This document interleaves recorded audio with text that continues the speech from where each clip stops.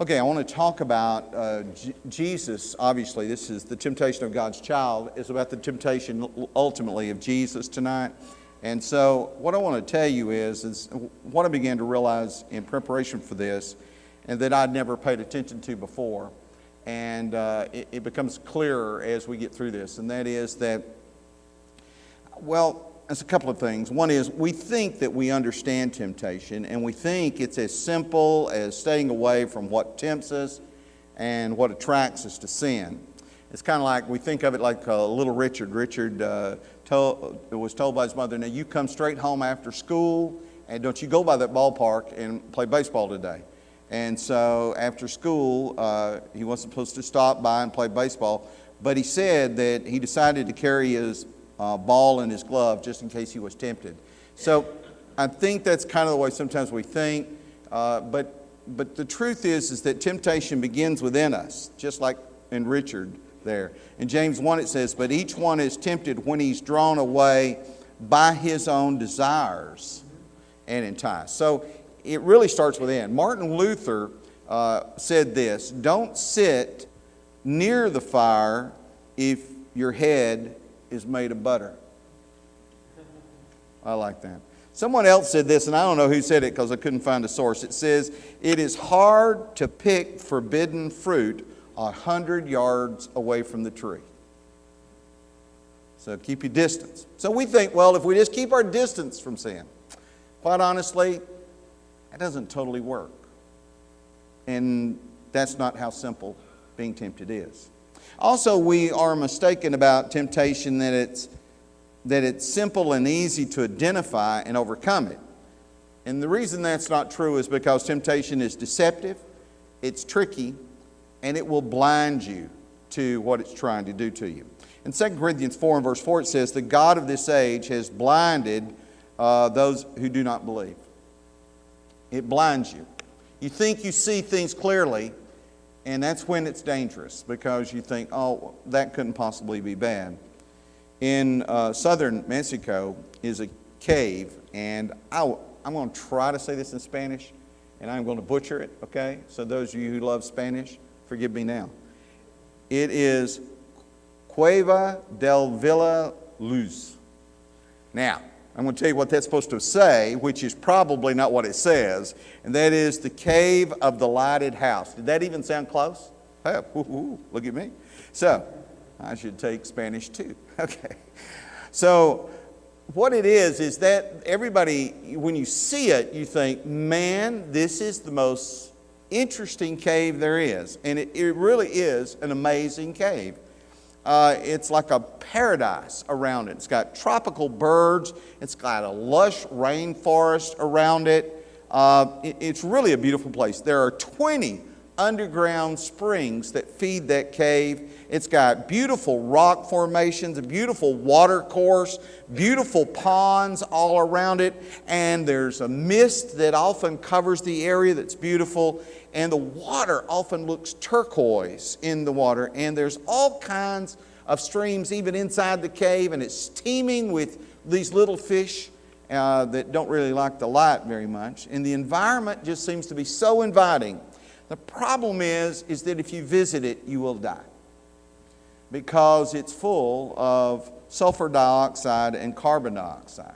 And if you don't have some kind of gas mask on, you will likely die, and they'll turn to acid in your lungs and eat your lungs up.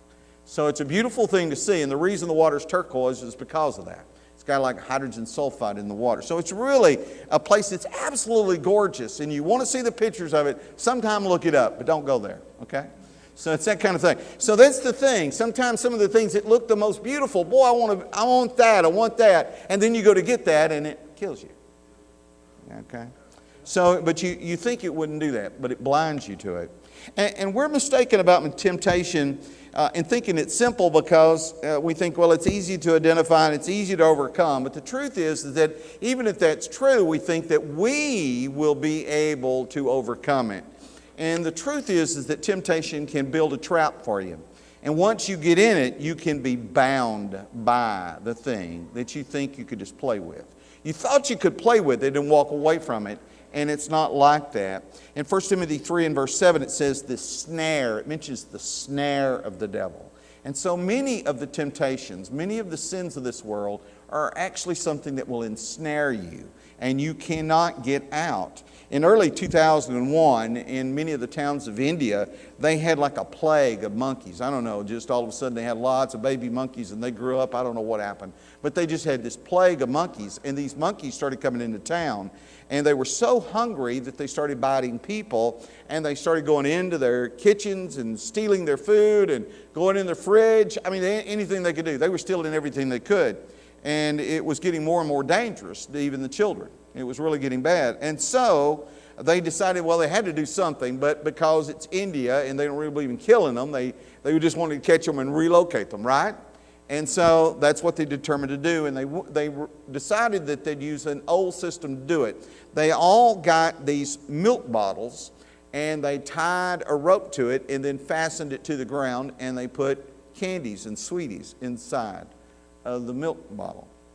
And so when they did that, the monkeys wanted the sweets. They knew what they were, smelled them, whatever, I don't know. But they'd reach in there and they'd grab one.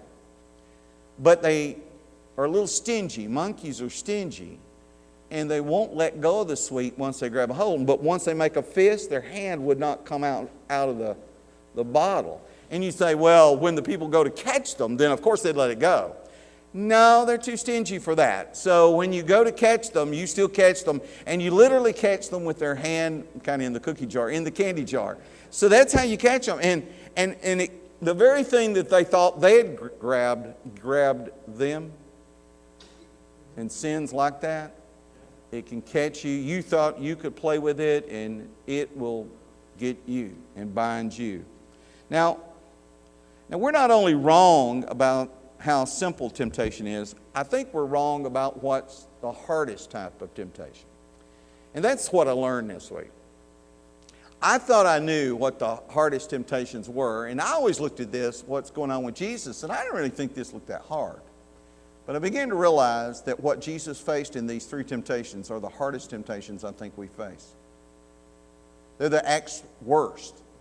And I think once you get through tonight, I think you're going to see this is far worse than the temptations of the flesh that we tend to think are the big ones. I think you're going to realize how harsh these are. And I'd never seen it from that light. So let's deal with what I would say would be the toughest temptations to deal with, okay? So let's go. Number one, I hope you can see that. That blue might be too dark, sorry. The temptation to question God's provisions.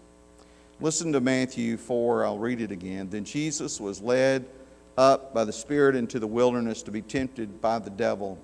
And when he had fasted 40 days and 40 nights, afterward he was hungry. Now when the tempter came to him, he said, if you are the Son of God, command that these stones become bread. He's hungry. But he answered and said, it's written, man shall not live by bread alone, but by every word that proceeds from the mouth of God. Okay, that's a great answer. Okay, only thing is, he's still hungry.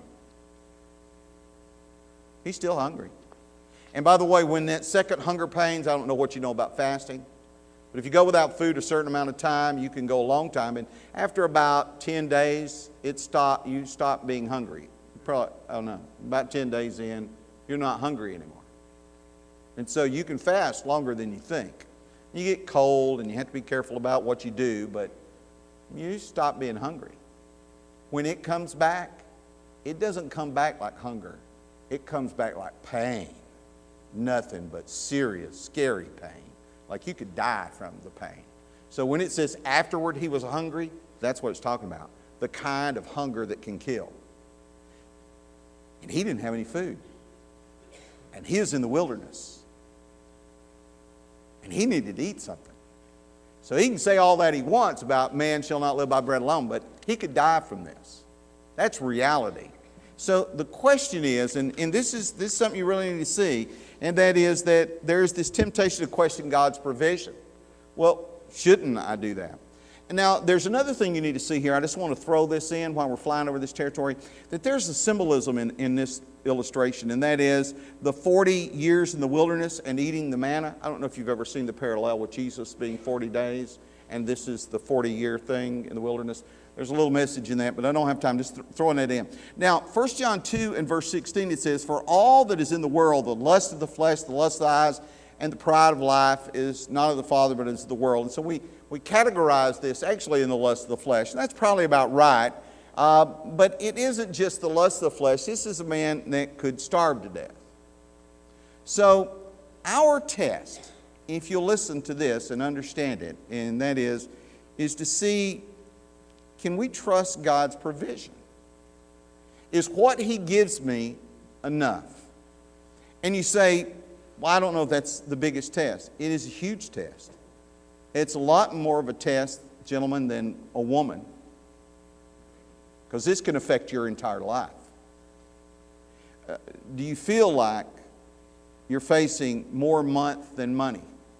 And how does that make you feel toward God? And does God care about that? Is the manna enough for Israel wandering around out in the wilderness? And you say, of course it was. Well, don't you remember? They almost had a rebellion over that very concept. They wanted meat. That manna wasn't enough. So if you think this is this is one of the toughest tests. What if, and here's the question, what if God disappoints me? What if God disappoints me and doesn't provide all that I think I must have? So I'm in the wilderness, and I could use a stone turned to bread, but it doesn't happen. How is that going to affect my feelings and beliefs toward God? He doesn't give me what I think I must have. Now what? That's one of the toughest temptations that we actually face. The second one. And that is the temptation to question God's protection. You begin again back in the text, Matthew 4, verse 5. Then the devil, after that one, the devil took him up into the holy city. This would be Jerusalem. And set him on the pinnacle of the temple, the high spot on the temple, probably on the side of the wall, because the temple had joined the wall a long ways down. And said to him, "If you are the Son of God, throw yourself down." It had been at least 60, if not 90 feet. For it is written, "He shall give his angels charge over you, and in their hands they shall bear you up, lest you dash your foot against the stone." That's actually in the Bible, and it is messianic. It is about him. So the devil wasn't misquoting that. Verse 7, Jesus said to him, "It is written again, you shall not tempt the Lord your God." Here's the thing. But Jesus was still opposed. It didn't all go right. He was still hated. He was still crucified. He wasn't protected. Yes, he didn't jump off the pinnacle of the temple and show that God would protect him that way. But he also didn't get a lot of protection either. He had ugly things said about him all of his life, and then they killed him. Where's the protection? How is that going to affect you? Now there's a symbol here. I want to drop that little symbol in again. Jesus is symbolic of Israel's glorious temple test. What's the glorious temple test? Jeremiah chapter 7. The temple of the Lord, the temple of the Lord, the temple of the Lord of these. Thinking that if you have the temple, that God's with you. It's the same thing as saying, well, I'm a member of the church, I'm good. It's not really true. But there was their temptation, and it's our temptation too. But this appears to be part of that weakness that we have called the pride of life. 1 John 2:16 again says, "For all that is in the world, the lust of the flesh, the lust of the eyes, and the pride of life," or the boastful pride of life, as King James says, "is not of the Father, but is of the world." So our test in this that you need to get, it's the same test that he had, just a different way it's approached. It's the same test you and I have to face.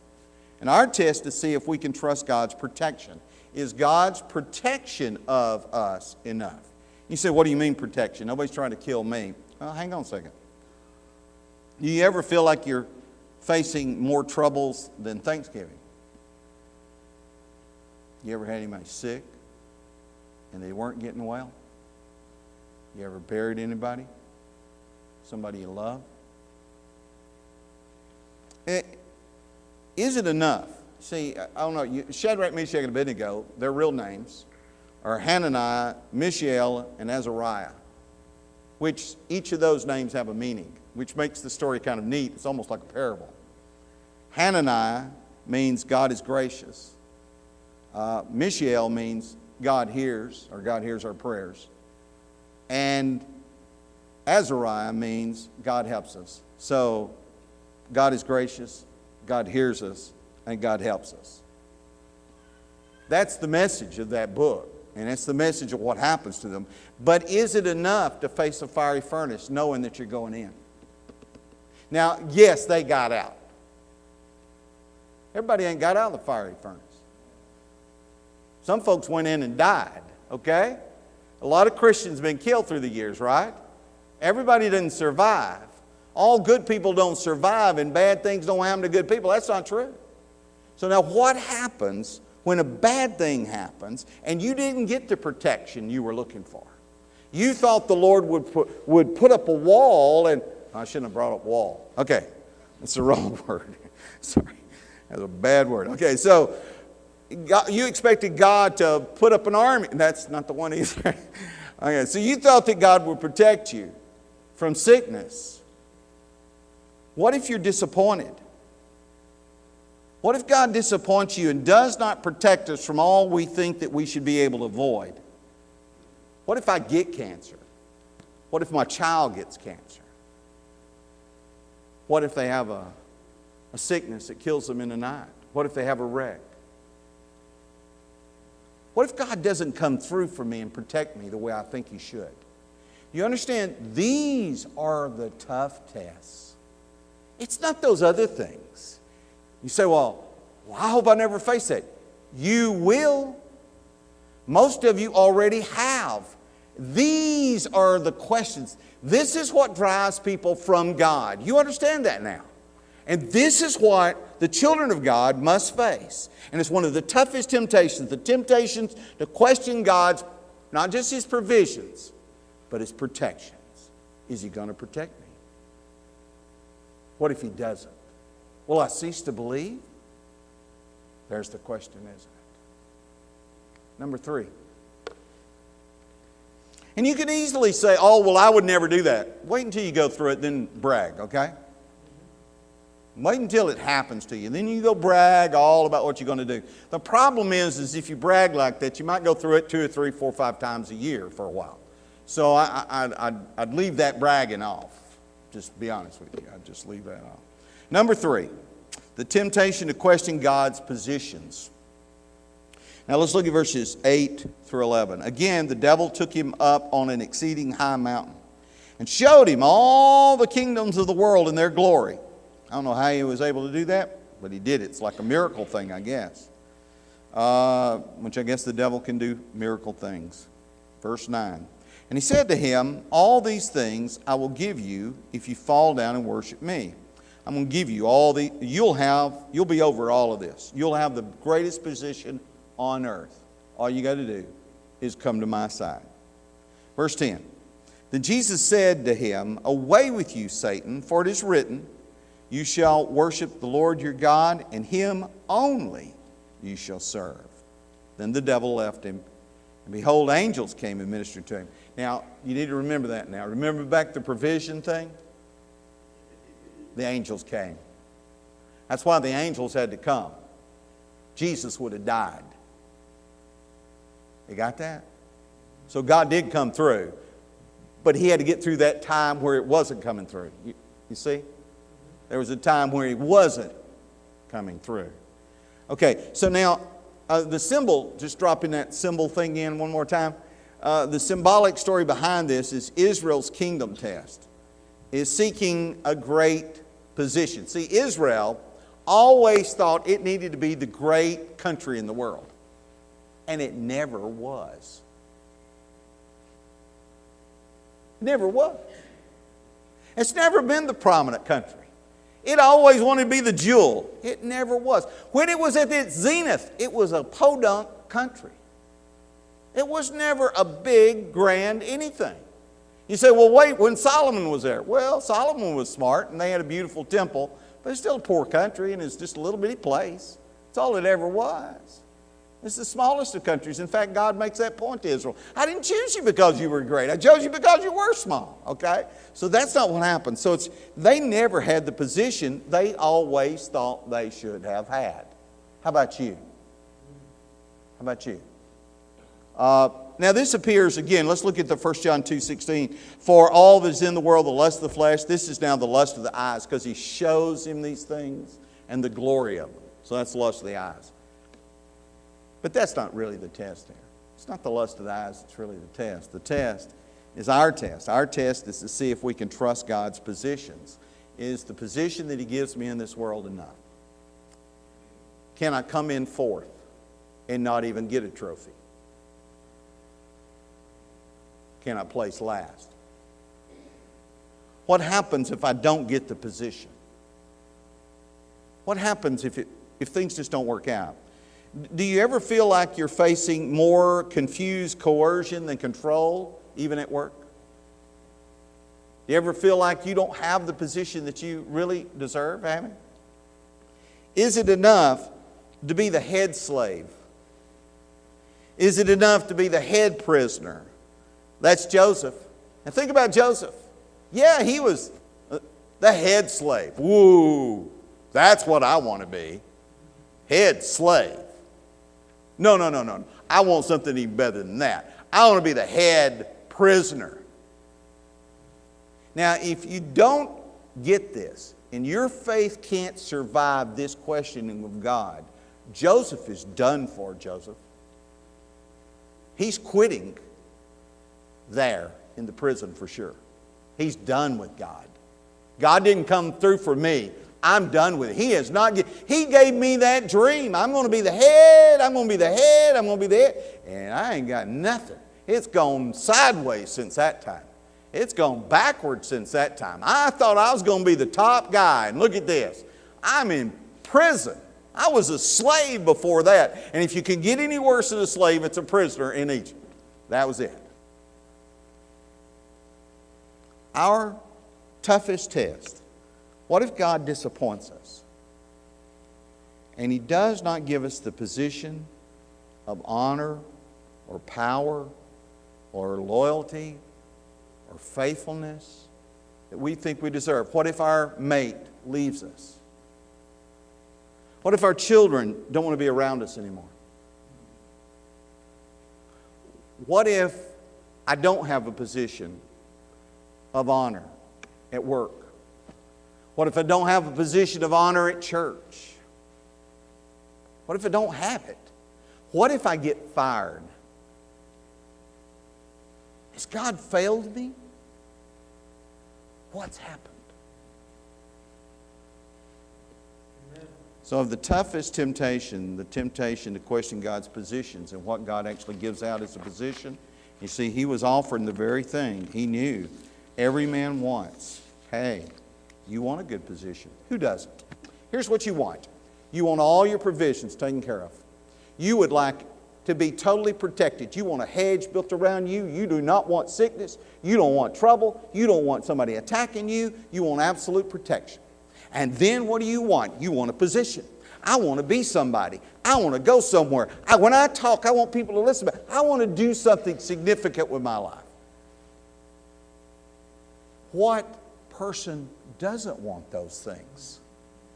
And what if, for a time, God disappoints you on all three? Where's your faith then? You say, oh, I've been through a lot of temptations. Until you face those ones, all you've had is mild stuff. You say, well, Jesus got through this easy. No, sir, this is the tough stuff. This is the hard stuff. And he knew exactly where to punch Jesus. He knew exactly, because this is the weakness of us all. He knew exactly how to do it. Question is can we take it? What if God disappoints us? Will we start to doubt him? If that's the kind of thing that happens, I think it's the greatest temptation in the entire world, and it hits the whole world. The devil has watched us for a long time, and he actually knows the sin that so easily besets us, Hebrews says. He knows the one that's your weakness. I'm going to tell you, it's not the one you think it is. It's probably in the category of what we talked about tonight. That's probably where we're the weakest.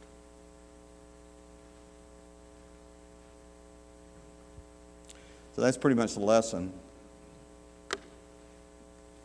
On May the 21st, 2005, Andrew Galata, I think is what you pronounce it, and Layman Brewster, remember Brewster Galata fight? If you're not a fight fan, you're going to hate this, sorry. WBO heavyweight boxing title. Galata was a strong fighter, had a powerful punch. He had 38 wins, 5 losses, and 31 knockouts. But Brewster studied the tape of Galata's boxing, and he looked for an opening. And what he found was that he noticed that the way he held his hands, and I wouldn't know this. I could have looked at the tapes for 3 weeks and I'd never seen it. But if you're a boxer, you see it. He noticed the way he held his hands, that he was open to a left hook. You even know what a left hook is? Yeah, go fishing with it. At any rate, so left hook. So here's what happened. They got in the ring. It started. A few seconds just down the line, Brewster got the left hook in. You know what happened to Galata? As big as he was, down he went. Big as he was. He's a bigger man. He got back up, staggered, stood up fine. He was fine. A few seconds down the line, got that left hook in again. Knocked him down again. A few seconds passed, he got up. Looked like everything's okay. Went down the line, still knew exactly where that opening was on that left hook and hit him again. He went down the 3rd time. Now, I don't know what you know about boxing, but 3 times in a round, that's a technical knockout. He's out. He just won the fight.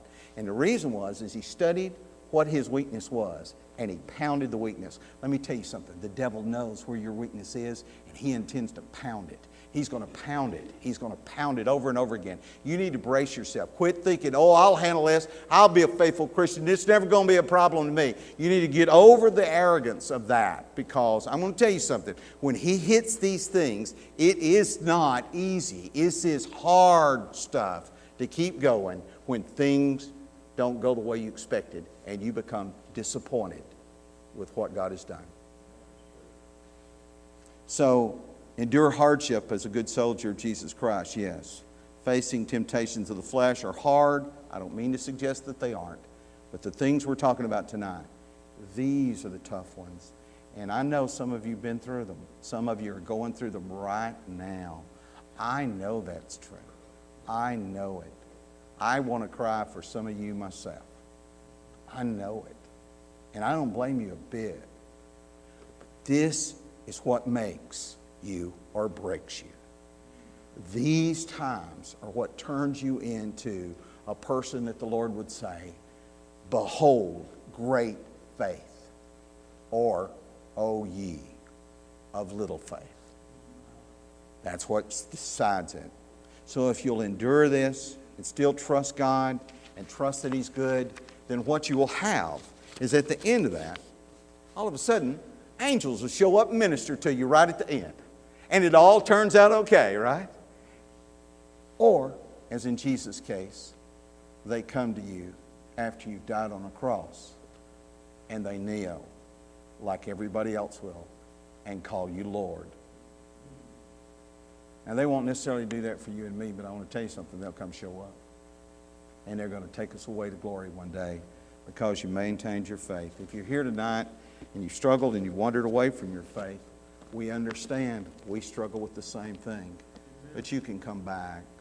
You can make your life straight. And if you've never done it, you can obey the gospel tonight, repenting of your sins, confessing the name of Christ, and be baptized for the remission of your sins. We'll help you every way we can. If you need to come, come while we stand and while we sing.